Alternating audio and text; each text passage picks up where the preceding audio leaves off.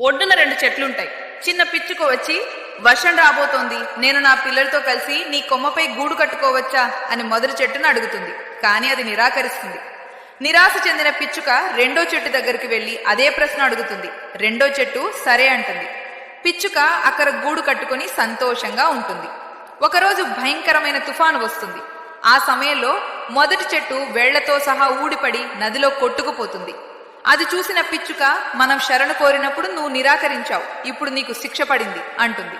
అప్పుడు ఆ చెట్టు నవ్వి, నా వేళ్లు బలహీనంగా ఉన్నాయని, ఈ వర్షానికి నేను తట్టుకోలేనని నాకు తెలుసు.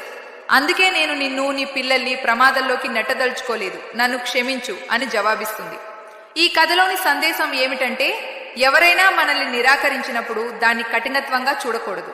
కొన్నిసార్లు వారి నిరాకరణలోనే మన మంచి ఉండవచ్చు.